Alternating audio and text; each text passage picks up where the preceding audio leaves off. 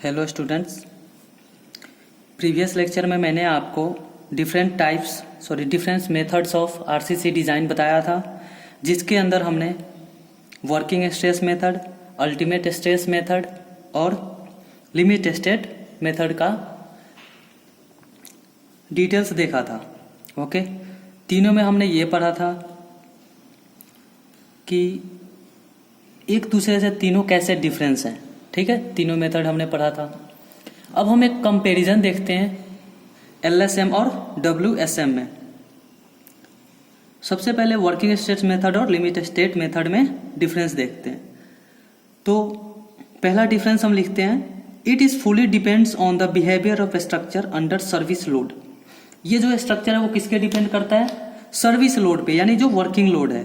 Means आपको बताया था कि जो वर्किंग स्ट्रेस मेथड है वो वर्किंग लोड पे डिजाइन होता है। मीन्स इसका पूरा का पूरा बिहेवियर, स्ट्रक्चर का बिहेवियर, वो कैसे एक्ट करेगा अगर कोई लोड उसके ऊपर आएगा तो। ठीक है,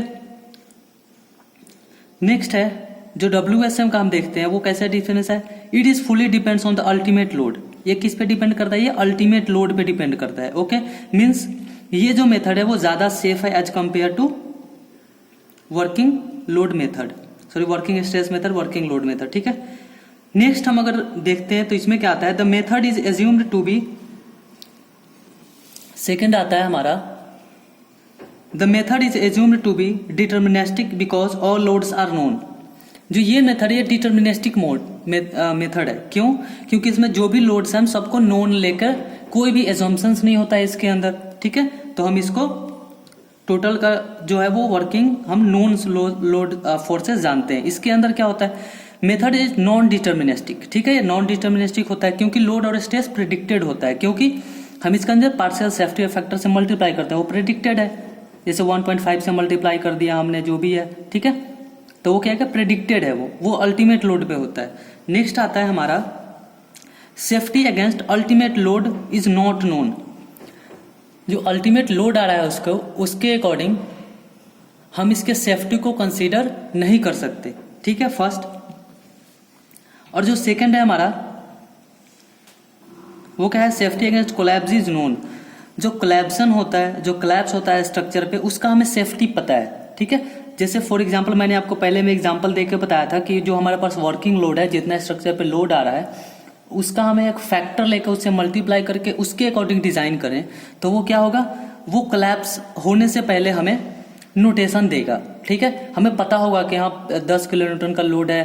ठीक है, तो ये अगर आगे लोड आता है एक से एक्स्ट्रा, तो ये हमें पता रहेगा कि ये कोलैप्स किस लोड पे करेगा। ठीक है, यानी कि उसके अकॉर्डिंग हमें सेफ्टी है हमारे पास। जो नेक्स्ट है हमारे पास वो कौन सा है?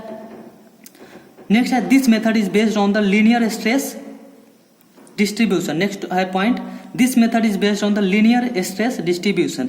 ठीक है, लीनियर स्ट्रेस है मीन्स क्या हुआ कि जो लोड आ रहा है, हम क्या एज्यूम करते हैं डब्ल्यूएसएम में कि जो हमारे स्ट्रक्चर पे लोड आ रहा है वो लाइफ, यानी अपने लाइफ स्पैन में हमेशा कांस्टेंट होगा। ठीक है, यानी ये चेंजेस नहीं होगा। तो इसमें इसका स्ट्रेस कैसा होगा? लीनियर होगा। ठीक है, लीनियर स्ट्रेस होगा, यानी इलास्टिक मेथड होगा। ठीक है, नेक्स्ट हम क्या मानते हैं? This method is based on the non linear stress distribution system. इसमें क्या होते हैं? नॉन लीनियर मानते हैं इसको। क्यों मानते हैं?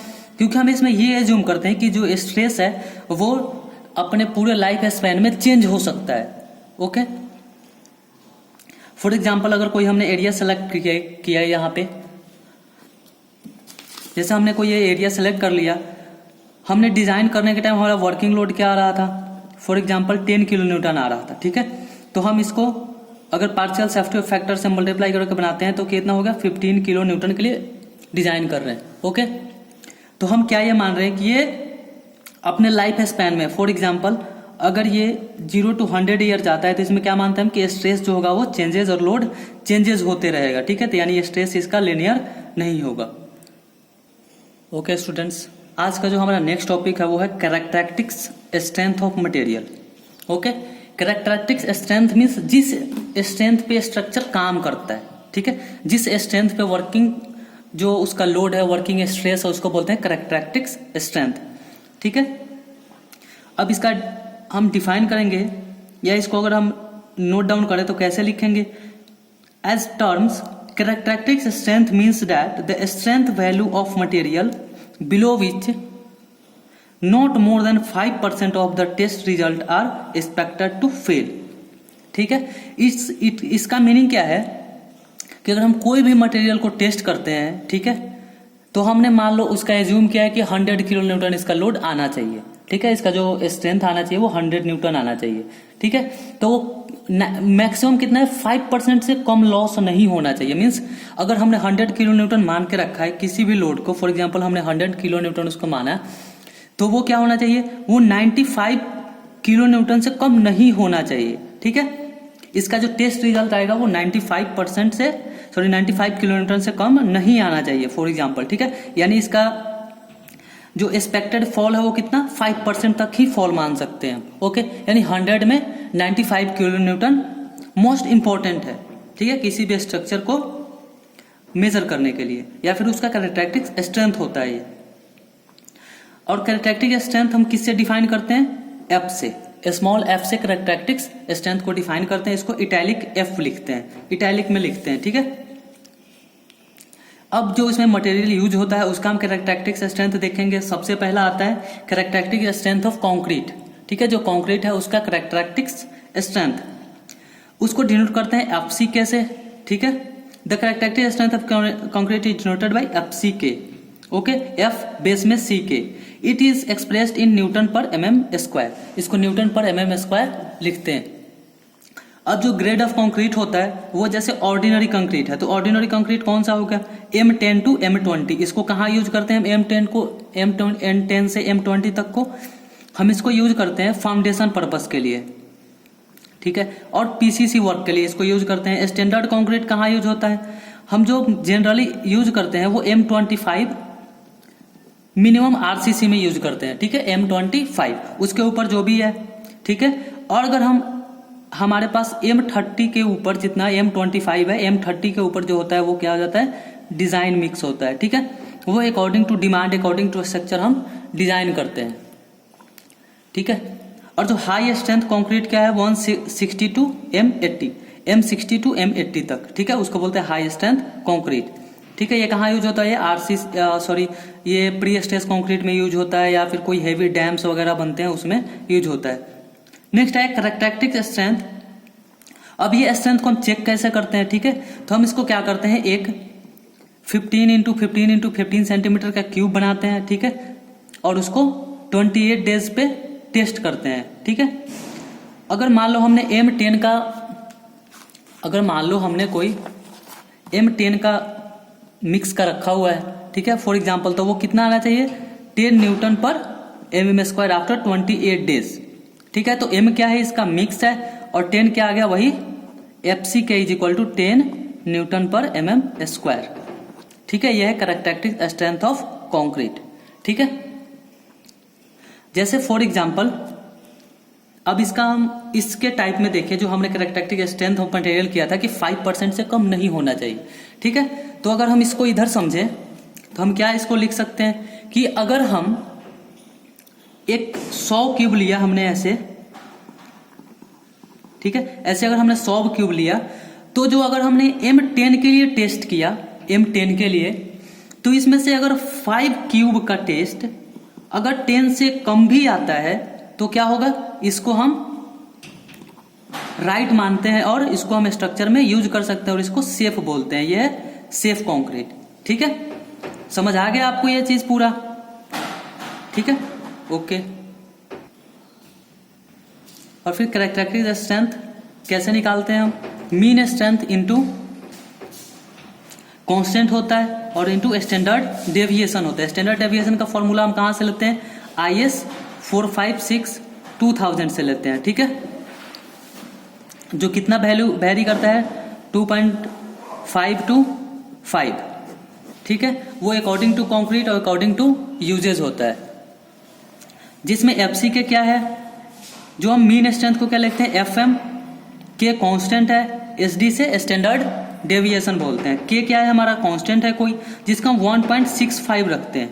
ठीक है, SD हम स्टैंडर्ड डेविएशन को डिनोट करते हैं।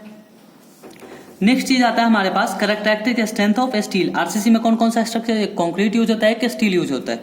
तो जो हमारा कैरेक्टरिस्टिक स्ट्रेंथ ऑफ स्टील है उसको हम FY से डिनोट करते हैं, और FY और उसको कैसे लिखते हैं, न्यूटन पर mm² में। ठीक है, ये भी सेम सिस्टम है, इसमें भी ये यील्ड स्ट्रेस होता है। जो कैरेक्टरिस्टिक FY हम किसको डिनोट करते हैं, FY यील्ड स्ट्रेस को डिनोट करता है। ठीक है, फॉर एग्जाम्पल अगर हमने Fe 250 ग्रेड का स्टील रखा हुआ है तो उसका FY कितना होगा, 250 न्यूटन पर mm²। ओके, ऐसे हम आगे सब में करते जाते हैं। ठीक है, अब नेक्स्ट टॉपिक हमारे पास आता है वो डिजाइन वैल्यू है। नेक्स्ट टॉपिक कौन सा है, डिजाइन वैल्यू। डिजाइन वैल्यू को किससे डिनोट करते हैं हम, F से। ठीक है, तो for design value for material, design value for material.